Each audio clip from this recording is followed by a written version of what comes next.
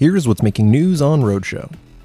Unsurprisingly, ride-hailing services are a big deal in New York. Statistics say that there are around 100,000 vehicles being used for Uber, Lyft, etc. in the 5 boroughs, and also unsurprisingly, that's causing traffic problems. New York is ordering a halt on new rideshare vehicle registrations until it completes a 1-year study on the effect that these services are having on cab drivers, traffic, and, other stuff. The new Toyota Avalon may not be the prettiest thing on 4 wheels, but hey, at least it's super safe according to the IIHS.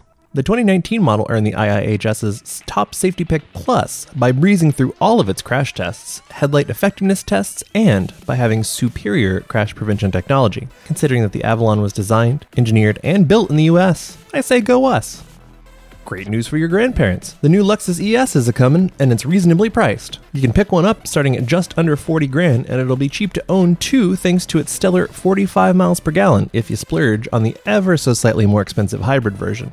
The S's grille is still hideous, but everything else looks pretty good, and it's a real peach to drive compared to earlier versions, according to our own Chris Paukert.